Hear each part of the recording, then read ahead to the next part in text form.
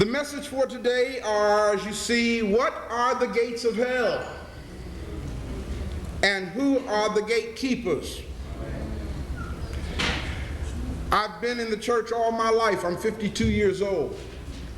And all my life I have been in the church. I never was a street person. Only time I was really out of the church is when I was in the Marines. And even then, I took it with me. I've heard about the gates of hell because it's in the Bible, the phrase. But I've never heard anybody preach about what are the gates of hell. So the other day in fact it was a couple of weeks ago, maybe 3 weeks ago now, I was just sitting here meditating, thinking about what's going on here in St. Louis.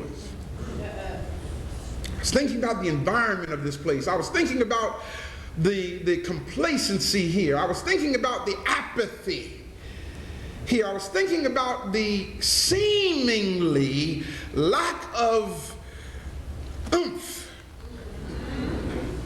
by many of our people here, and how stuff happens here, and it seems like nobody cares. And while I was sitting there, it hit me, like, I know what the problem is.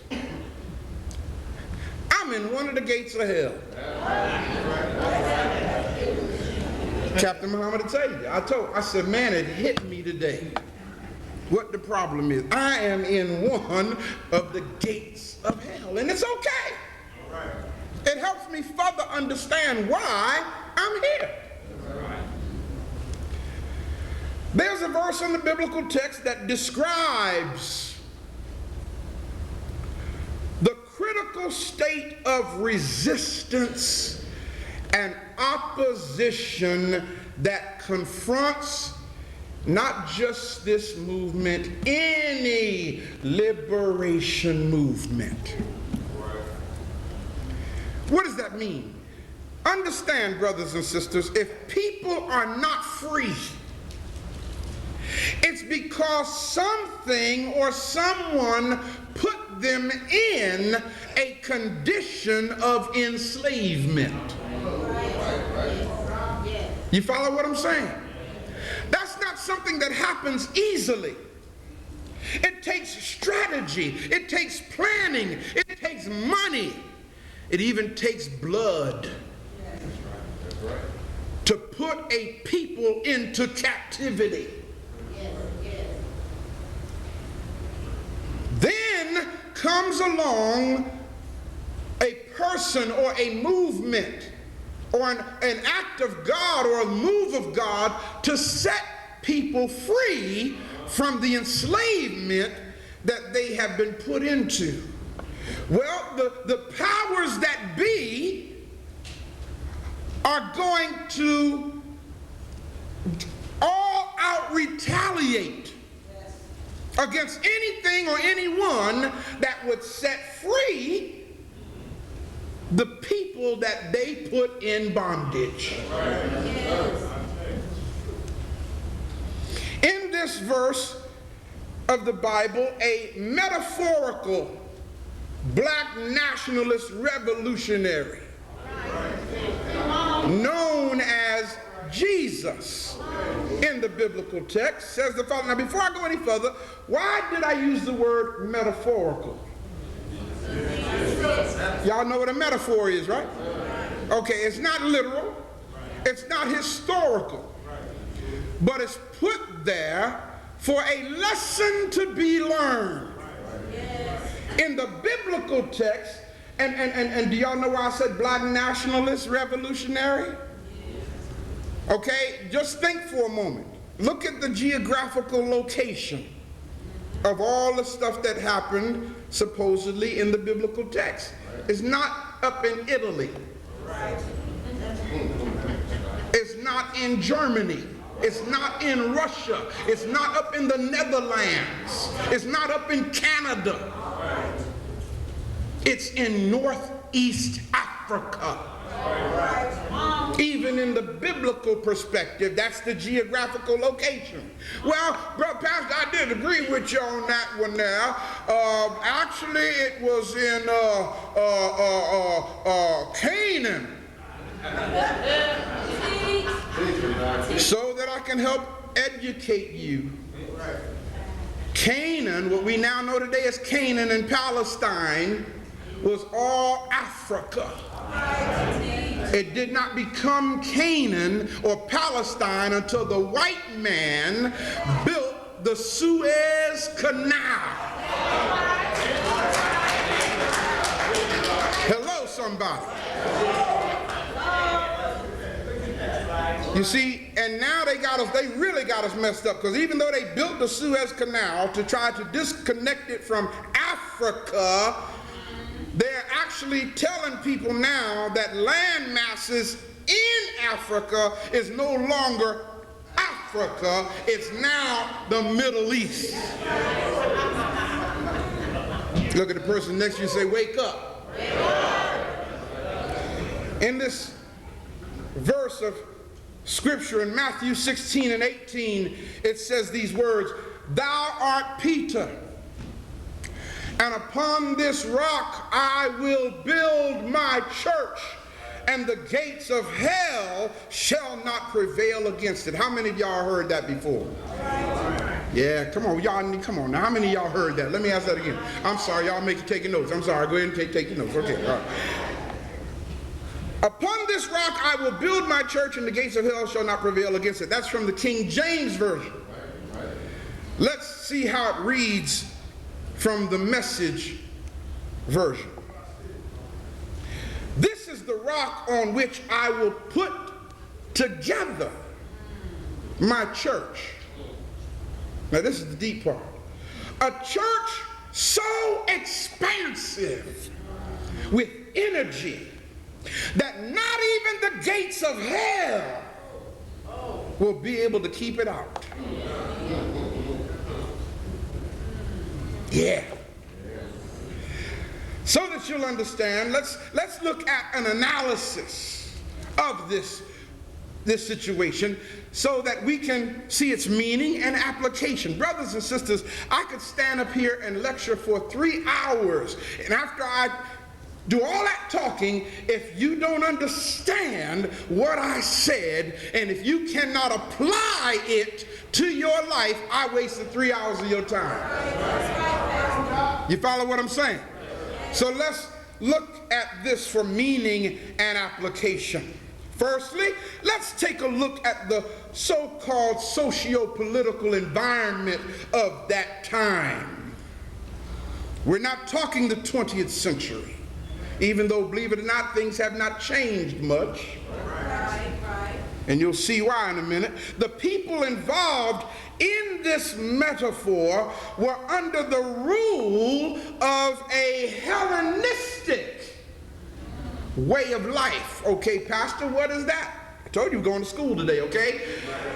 The term Hellenistic or Hellenism means the spreading of what culture? Greek. One more time, what culture? Greek. Greek culture over non-Greek people.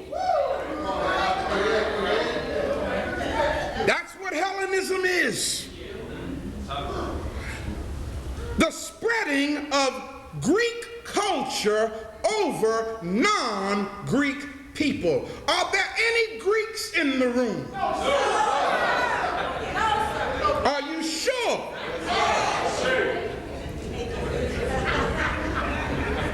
All right, I want to be sure that you know that you ain't a Greek. Now, it's really deep about it. Some of y'all said, no, I ain't no Greek, but I'm a Gentile. Not realizing you just called yourself the same thing. Secondly, the people, the targeted group of people here had been deculturalized. Now, remember I just said about application? Right. All right? Y'all are non-Greeks. We as black people have been deculturalized. This is true. have been Europeanized. Remember, and I think it was last week's message, you saw in the Christianizing of Africa where it said, in order to Christianize the African, it is necessary to what? Y'all remember? To Europeanize them. We've been forced to worship pagan gods and to take on the Greek way of life. Now, Pastor, what is your support for saying such a thing? That's why I told you bring your Maccabees today. I told you to bring today the very group of books that they removed from the Bible.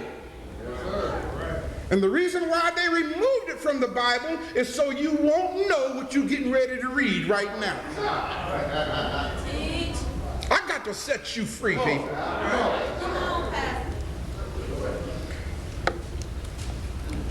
And Maccabees, first Maccabees. Now, those of you who do not have the Maccabees, or actually it's called the Deuterocanonicals. Write it down so you can go buy it. Deutero, D-E-U-T-E-R-O. That's Deutero dash Canonicals. C-A-N-O-N-I-C-A-L-S.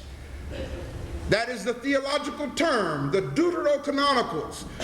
It's also called the Apocrypha, or apocryphal writings. No, I ain't going to get that. My pastor told me that those books are satanic.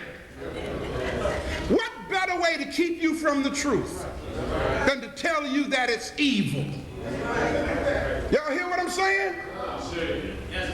The apocryphal, by the way, the word apocrypha doesn't mean bad. It simply means hidden. That's all it means. In the apocryphal writings that used to be, now check out how deep, let me show you what theology did to us. And those of you who have been to Bible school or Bible college, or you've been to Sunday school in a period of time, you can bear witness to what I'm getting ready to tell you. We were taught that between the book of Malachi and the book of Matthew were 400 years where God didn't speak to man. Who was taught that? Let me see your hand. All right, guys, so you say what I'm talking about. A period of 400 years. And when they told me that, I said, you mean tell me for 4 centuries God didn't speak to nobody? Something about that don't sound right. But hey, listen, I couldn't refute it because I didn't know any better. So guess what, y'all? I accepted what they said by faith. You got it. Period of 400 years. And then, of course, as I began to do my homework, I found out that there is a collection of books that they removed out of that collection of books. And it's called the Deuterocanonicals. But the reason why they said this is a period of 400 years where God didn't speak is because there's information in here that cancels out the whole thing. So the best way to do it is get rid of those books. We can't let them see the evidence that we got a monkey wrench in our machinery. Am I making sense, y'all? Y'all all right? All right, now let me know if I'm walking too heavy. I'll hum for 5 seconds for you. Soften it up. See, I don't know if y'all ever listen to Dick Gregory. That's an awesome brother. But see, Dick Gregory knows that we can't handle the truth. All right? So if you notice, Dick Gregory say something real heavy, then he'll come back with comedy to make you laugh. And then after you laugh and you feel a little bit better after what he just dropped on you, he'll come back and use some more stuff. And he see that's messing with you, he'll come back with some more comedy, you know? And so that's how, see, I don't know how to vacillate between comedy and hard and comedy and hard. So just bear with me. I ain't got time to be comical right this minute. Got to drop it on you. I got to drop it like it's hot, as they say.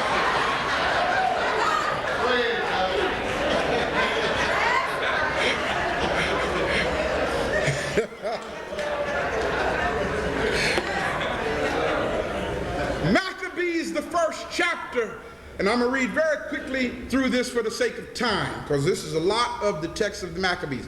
Anyone have First Maccabees, you can follow along with me in your Bible. It may be a slightly different version, okay? But here's what it says. First verse. After Alexander, son of Philip the Macedonian. Stop right there. Look at the person next to you and say, that's the first reason why they took this out of the Bible. What you saying, Pastor? What you saying? If they had left this in the biblical text, it would have created a problem. You know why? Because we are talking now history, not religion. We're talking historical fact right now.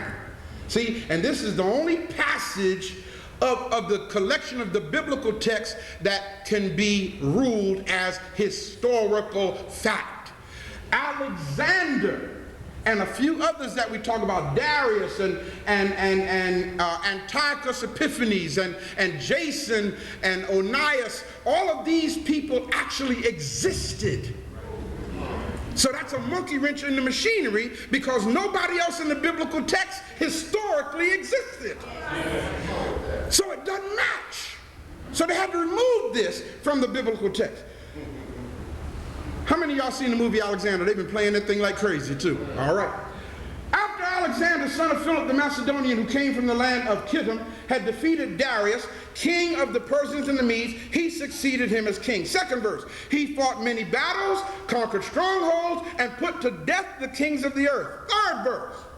He advanced to the ends of the earth and plundered many nations. And they even show that in the movie, okay? When the earth became quiet before him, or when he conquered everything that was in sight, he was exalted or got beside himself, and his heart was lifted up. Fourth verse.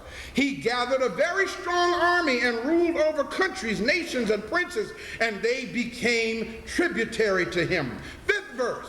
After this he fell sick and perceived that he was dying. Right? If you saw the movie, you saw all that.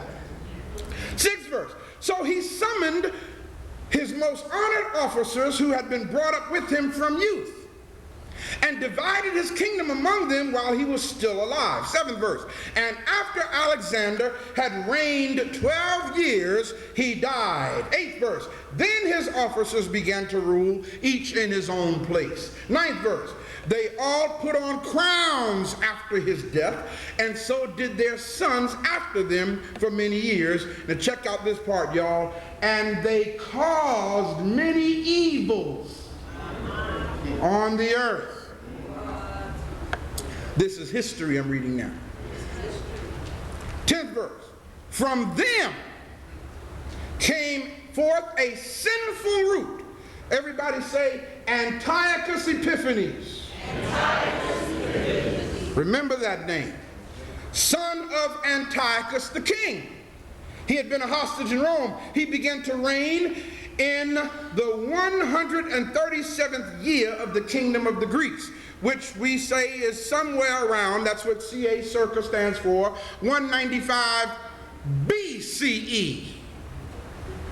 Almost 2 centuries BCE. Now, it don't mean before Christ, y'all. It means before the common era. Okay? Now, how did you come up with 195, Pastor Ray? Because if you know your history, you know that Alexander the Greek, not the Great, Alexander the Greek invaded Africa in 332 BCE. Am I making sense, family? Y'all all right? Y'all don't mind going to school with me now, do you? Come on. Y'all ain't gonna fail this course. If you subtract 137 years from 332 BCE, you come up with 195 BCE. 11th verse. In those days, now here's where it starts getting deep, y'all. You say, okay, what has that got to do with us? Here it is. You're talking about the Greek invasion of Africa. Everybody say the Greek invasion, of Africa. Yes.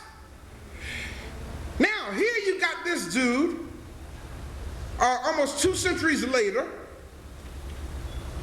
ruling Africans. You had Africans who knew their past, who wanted to be faithful to the teachings of their ancestors and the way they were raised. But just like in everything else, you will have a group of sellouts.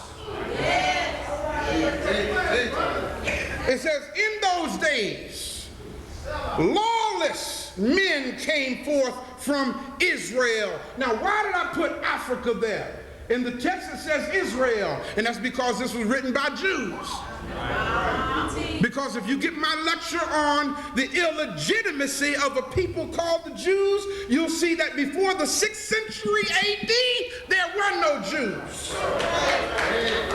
So if there were no Jews before the 6th century AD, then what people is this talking about? It's talking about the Northeast African people. Y'all with me? These sellout Africans misled many, saying, read what they said in quote. What did it say? Let us go and make covenant with the Gentiles. Am I making it up? Who got the Maccabees? Can y'all bear witness what I'm saying? Is it there? Let us go. Some of your readings may say, let us come to terms with the Gentiles or with the heathen. Y'all getting this? Yes. Why? For since we separated from them, since we're trying to maintain our identity as Africans, since we're trying to hold on to who we are, many evils have come upon us. 12th verse, this proposal pleased them. And some of the people, some Africans, eagerly went to the king, and he authorized them to observe the ordinances of the Gentiles, or the Greeks, the Greco invasion. Y'all learning? All right. When you leave out of here today, I want you to say, I learned something today. Whether I liked it or not, I learned something today. Right. 14th verse, so they built a gymnasium in Jerusalem according to Gentile custom. Check this 15th verse out now. And these Africans removed the marks of circumcision and abandoned their holy ways. Isn't it there in your text? Brothers, how do you put back what was cut away so that you can look like the white man? See, circumcision has always been an African thing. You have to understand that. And if you go with us to Kemet, you'll see it inscribed in the walls of the temples, tombs, and pyramids. So they've been circumcised in Africa for thousands of years. But the Greeks were uncircumcised. But so that these black men could fit in with these Greeks, they removed the marks of circumcision. I've been trying to figure that one out. Then notice this next part. What did they do? They joined, which actually means intermarried with the Gentiles and sold themselves to do evil. Now we're talking miscegenation. This is when the defiling of melanin began in Africa. 41st verse. Jump down to the 41st verse. Then the king wrote to his whole kingdom and said what? That all people should be one people. Multiculturalism. That's what you want to call it today, okay? Now here's what's deep about it. The king wrote and said all people should be one people. What does that mean? Do you really mean that we should be one, or what you're really saying is you want everybody to take on Greek ways? That's what you're saying. You ain't really saying you want us to be one. What you're saying is you want us to give up our culture and take on your culture. 42nd verse, and that each should give up his customs. There it is right there. 43rd verse. All the Gentiles accepted the command of the king, and many even from the Africans gladly adopted his what? Yeah. I didn't write this. It's right there in the text. Now you see why they took it out of the Bible. It tells you what happened. A religion of the Greeks that was forced upon us for the sake of peace, for the sake of getting, can't we all just get along?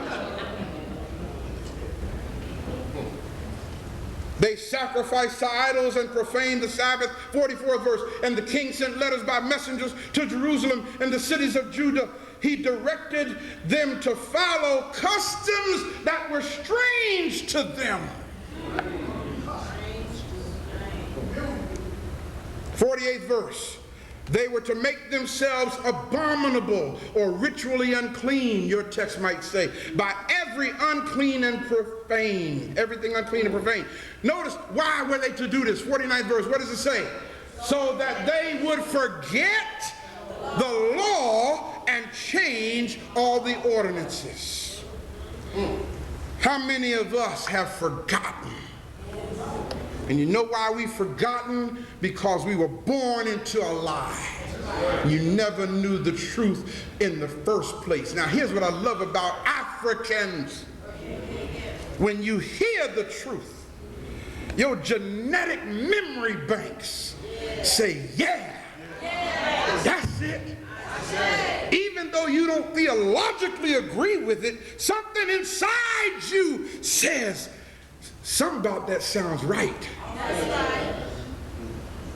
But notice the 50th verse, for the sake of control. And whoever does not obey the command of the king shall die. Jumping over to 2 Maccabees 4:13 through 16, it goes on to say, in the 13th verse, there was such an extreme of Hellenization. Another way to remember Hellenism or Hellenization, look at the person next to you and say hell on earth. That's another way to remember Hellenism. There was such an extreme of Hellenization and increase in the adoption of foreign ways. 14th verse, that the priest, y'all here? You with me? These Africans adopted the Gentile ways so deeply that the preachers were no longer intent upon their service at the altar. Now, of course, that's, I just changed around, call it the priest. What you saying, Pastor? I'm saying that the people whom God has called to be the messengers of truth got so concerned with being in good with the Greek powers and the politicians that they forsook their responsibility to take a stand for righteousness. And it actually says in the 15th verse that the priest, disdaining or forsaking the honors or traditions prized by their ancestors, they began to put the highest value upon Greek forms of prestige. And guess what, y'all? I see it and I encounter it every day. Black people who esteem European values higher and above African values. Can I get a witness? Here's the result though, 16th verse. For this reason, because they took on Greek ways, and then to top it off, the ministers were so programmed to preach Greek theology that the ministers became the #1 instruments in the powerlessness of their own people. For this reason, Y'all see, can y'all see the application of it? Because if you can't see the application, it's meaningless. For this reason, heavy disaster overtook them. And those Greeks whose ways of living they admired and wished to imitate completely became their enemies and punished them. He who fails to remember history is doomed to repeat it. It happened once.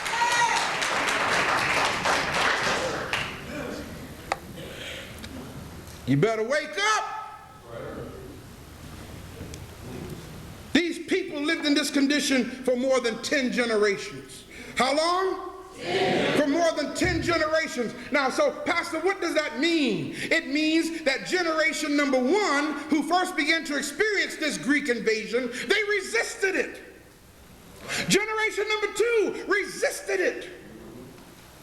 Generation number 3, the resistance wasn't quite as strong. Generation number 4, the resistance was even less.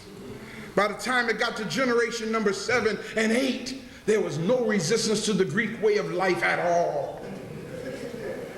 And by the time we got to the 10th generation, Africans were more Greek than the Greeks. Y'all follow what I'm saying, people? Now again, that's back almost 2 centuries BCE. We're talking over 2,000 years ago. So if by 195 BCE there was no more resistance hardly to the Greek way of life, how you think we're doing now?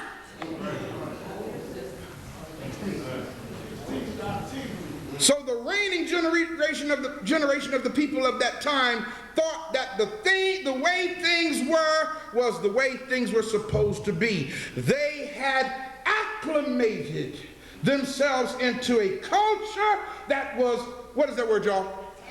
Antithetical. For those who don't know what it means adverse and hostile.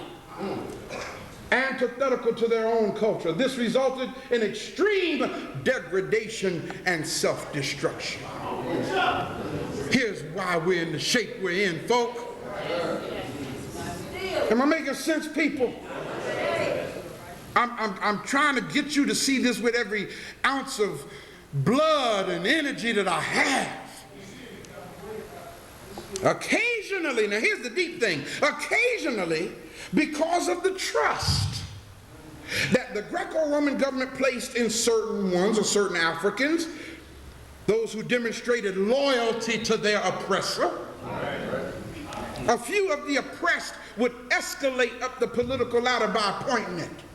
In other words, every now and then the Roman government would get a black mayor. Every now and then the Roman government of that day would get a black congressman or a black senator, so that the Africans can really think that they're moving on up.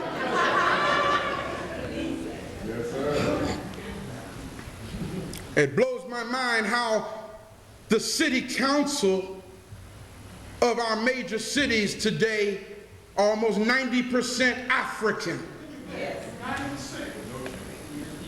But the government of the city is 100% European. Something's wrong with that. Y'all ain't hearing what I'm saying. Come on. Well, within this Hellenistic society, those are called Nicodemuses. Y'all been taught to call them Nicodemus. Everybody say Nicodemus. Y'all know who Nicodemus was in the Bible? In the Bible, Nicodemus was the metaphorical representative of a black person who has been appointed to be a ruler over his own people for the oppressor. That's what the word Nicodemus means.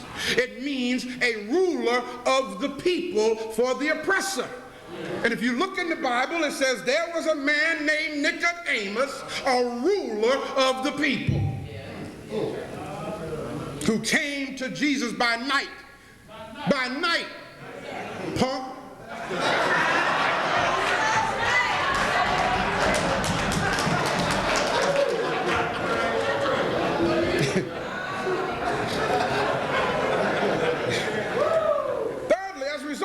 becoming something other than who they, the Africans, originally were, the people suffered from a condition that I refer to as, now I just made up this word yesterday. Just made it up yesterday. But you know what I've come to realize, brothers and sisters, and I don't say this to boast. I got 2 doctorate degrees. And the white folk who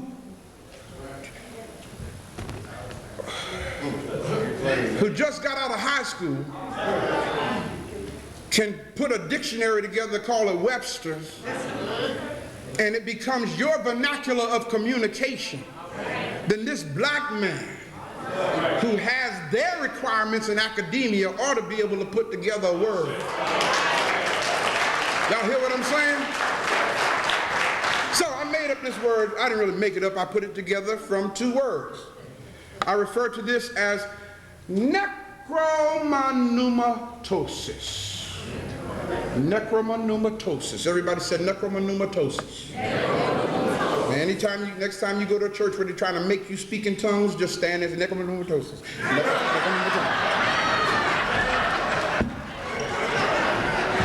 Necromapneumatosis. Ha! Necromapneumatosis. Ha! Ha ha ha ha! Necromapneumatosis.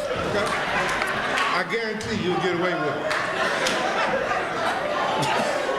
Okay? Yeah, buddy.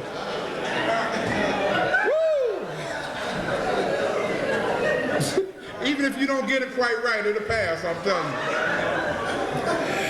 I coined this word from 2 words. The first is necros, which means the state of being dead. Destitute of force or power, powerless, lifeless, and pneumatosis. Pneumatosis means a state or condition of someone's spirit at a given time. It is imperative, family, that we understand that the effect of Hellenism upon African people is that of intrapersonal, and when I say intra, I mean how you are dealing with yourself internally.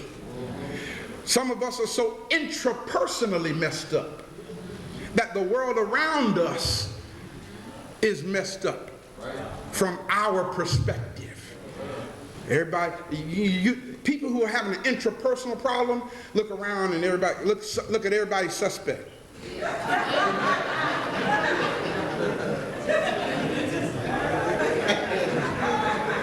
What you looking at? That's a person who had an internal problem.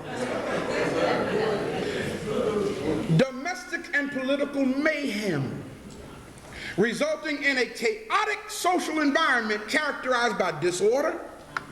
See the application. By disorder, broken families, criminal activity, political corruption, self and other destruction. History bears record repeatedly that whenever a people, a community, or a society reaches such a point of disorder and imbalance, and this is what I love about God, God always sends a messenger to those people, or to that community, or to that society with a clear message as to their state of affairs. And that's why the messenger that God sends cannot afford to allow him or herself to become contaminated with politics. You can't do it and stay free to say what God told you to say. Read this with me. Now, loud as you can. What does it say? When God sends a messenger to a people, it is only because the condition of those people is reaching or already in a critical state. Stop right there and think about it. That's what the Bible means when it says, they that are sick are the ones that need a physician. Read the next line. What does it say? God sends messengers into hell to set the captive free. I love my assignment. What are the gates of hell? That's what you want to know. Come on, man. Come on. Gates, let's do it etymologically. Let's break it down for you. It comes from the root pule, that's how that's pronounced. It means the access or entrance into any place or environment or realm. Made for the purpose of doing what? Keeping out anything that will threaten the stability of that environment. Y'all got that? When the Bible says, and the gates of hell shall not prevail against the ecclesia.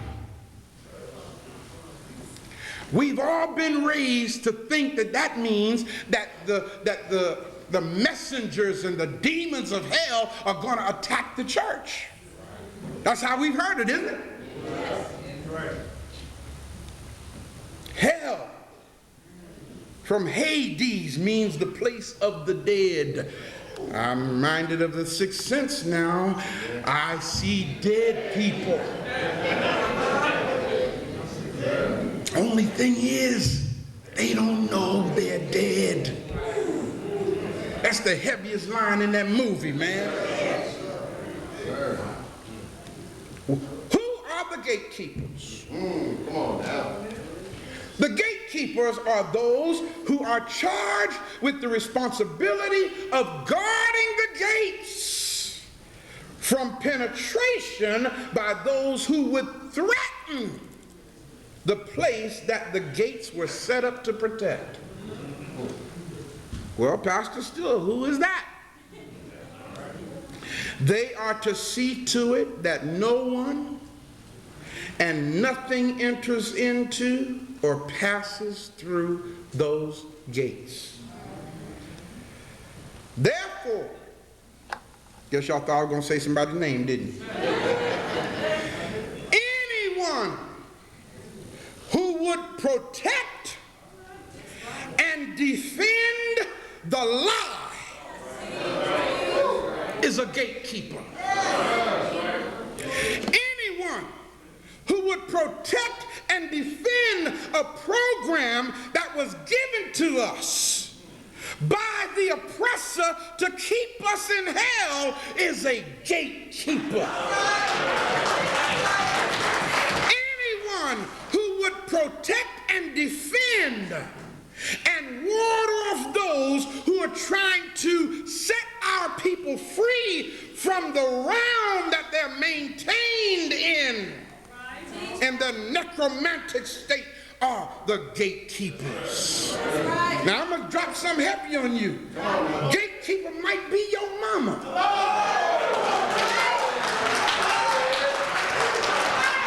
Gatekeeper might be your daddy.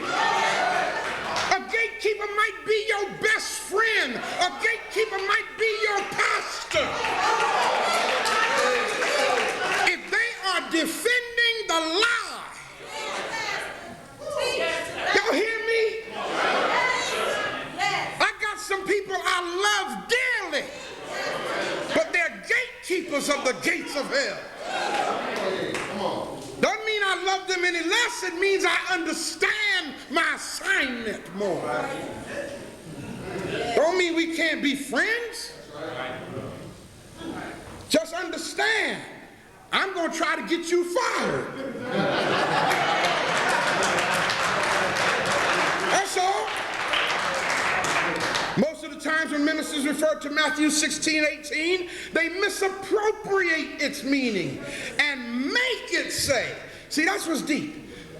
They make it say that the Christian church, and whenever they talk about churches, they always mean Christian church. In fact, I got a phone call just yesterday telling me that there was something on the news in New York about a religion in St. Louis that ain't preaching Christianity. I said, y'all must have dreamed that one. But that ain't even newsworthy.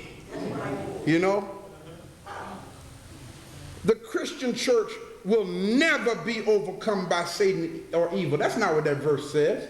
They claim that the Christian church will endure no matter what evil might come against it. And that's what I thought that verse meant. I used to preach that. You ain't got nothing to worry about. For the Lord said, upon this rock I'll build my church, and the gates of hell shall not prevail against it. That's not what it means. Now, all you got to do is think. Look at the person next to you and say, think. Think.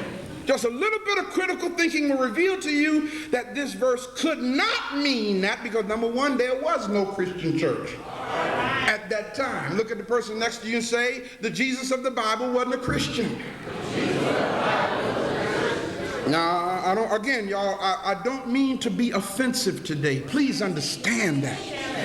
But I am a physician. And I realize that sometimes the only way I can help you is hurt you. But understand here, feel my heart. I don't mean to cause you pain. I'm trying to set you free. There was no Christian church at that time, and the Jesus of the Bible was a Jew. So if you say you're a follower of Jesus, then go practice Judaism. If you really want to keep it right. Nor was that the intent of this metaphorical liberator. He wasn't trying to start a church. In fact, when you understand, it says the word church, we're going to see it in a moment, comes from the word ecclesia. Write it down. E-K-K-L-E-S-I-A. Ecclesia, that's what it comes from. Which means called out ones. It ain't got nothing to do with religion. There are many items that one might use in battle. Swords, guns, catapults, missiles, gates, tanks, moat. Y'all know what a moat is? Yes, that's like a body of water that surrounds the fortress, etc. Some are offensive weapons used primarily to attack one's enemy. Some are defensive weapons used to defend oneself from an enemy's attack. Swords and guns are what kind of weapons? Offensive weapons. Thank you. Moats around the perimeter is a defensive weapon. It is designed to keep the enemy from getting to us. What kind of weapon is a gate? That's right. It's a defensive weapon. As a part of a wall, it is primarily a defensive weapon, even though it can be opened to let out the offensive forces. A gate keeps attackers out. Right. See this? A gate keeps attackers out. So if the gates of hell cannot prevail or prevent the church from doing its assignment, then that must mean that the church will mount a successful offense against the powers of evil. Now don't get too carried away, because you need to be clear on what the word church means. All right. Make it clear. There it is, ecclesia. So we can be assured. See, every now and then, remember I did the message, mission is possible? Yes. Every now and then, y'all, when I run into dedicated ignorance, sometimes I feel like I'm going up against a steel wall, not even a brick wall, a steel wall. A gate.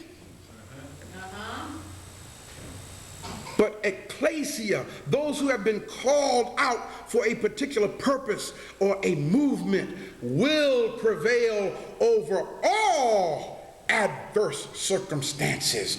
Those who are hiding behind the gates of ignorance, those who are hiding behind this gate called racism, those who are hiding behind this gate called injustice, and then you got sellout gatekeepers protecting their program. What it's saying is, no matter how much they try to maintain that environment, it's coming down. That's why God sends the messenger into hell to set the captive free. The church, ecclesia, will overcome anything the devil may raise in defense against it. In other words, it is not merely that the church or the movement, that's what church means, will endure, but more positively that it will overtake what hell seeks to keep from it. Don't give up. Focus. Look at the person next to you and say, focus. Now, what are you focusing on? Look at the person next to you and say, my assignment. You've heard me say this before, I say it again. In the Marines, in the military, you have something called an MOS. MOS is the acronym which means your military occupational specialty. What is your MOS in the service? They want to know that.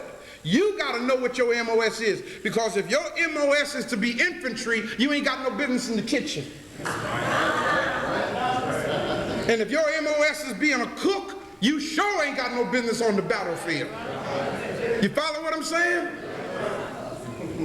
You have to know what your MOS is in the military. Well, guess what, y'all? In this liberation warfare, it's an LOS.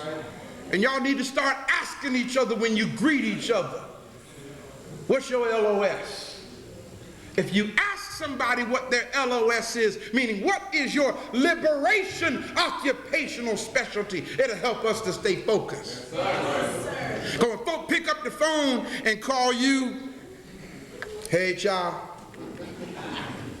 girl, guess what? Did you hear? I know you done heard. You ain't hear about, girl, let me tell you what. At that point, you should say, excuse me, what is your LOS? Help get them back in line. You follow what I'm saying? Girl, what you mean, what's my LOS? What you mean with my LOS? What is your liberation occupational specialty? Because that's all I need to hear come out your mouth. You'd be surprised, man. I got to drop it on you. Just got to drop it for a moment. You'd be surprised how righteously indignant I get sometime. But I don't want to hurt people's feelings. I said, all this studying and researching and hours every weekend, I'm up all night long trying to feed you, and then you got to go out and get on the phone and talk manure.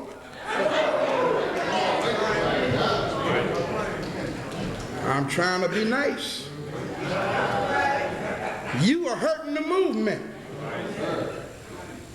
People leave here and get on the phone to call people who wasn't here and tell them who had what on at church. Next time they do that, say, you know what, why don't you leave the village? You don't even need to be there. They ain't got that many people as it is, but they sure don't need you. Am I making sense? So focus. Get busy. And what? Stay focused. What are you here for? People, this warfare is getting ready to intensify. Listen, don't you think for a moment. I made it clear on the radio. This week I'm going to work on an open letter to the drug dealers in our community. Wait a minute, hold up, for y'all get too happy. Y'all don't even know who I'm talking about.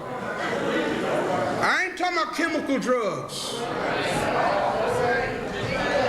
There's a drug of choice called religion. We got drug dealers in our community, they just don't know they drug dealers.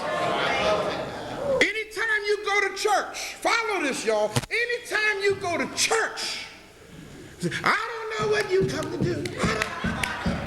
I came to praise his name. I came to praise his name. Don't get me wrong, that's good. That's well and good. But after you do all that,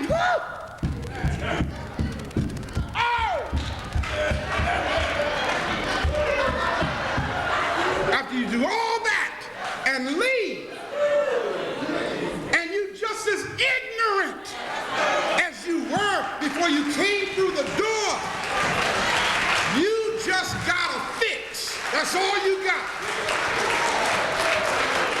And the drug dealer standing up there with a robe on.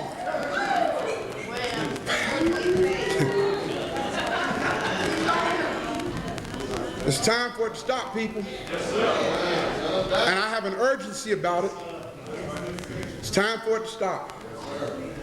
All you got to do is look at the condition of our people. Brother, grab that magazine right quick for me off my desk. This is some deep stuff. Look at the condition of our people. The money that we put into churches that ain't about African empowerment. It's a crime. It's tragic. There's this new magazine out now. I'm showing it called Spark Man. I hope your brother on the front cover ain't a friend of yours. If he is, too bad. They're featuring black preachers. The last half of this book is a list of drug dealers. Page after page, church after church. Am I knocking this? No, I'm not knocking it. I'm trying to wake us up. Church after church, prophet this and prophetess that, and apostle this and apostle that, and church of the four, I can't even say the funny names they got in here no more. It's like, man, it's deep. And I told Captain Muhammad, and I wouldn't have did it anyway, but they went to all these black churches. I didn't get one phone call to ask if we wanted to put the Afrikan Village in here. I know, they knew better. It's all a part of the drugs, man. Don't wait till the battle's over. Shout now. Because in the end, we're going to win. Ashe.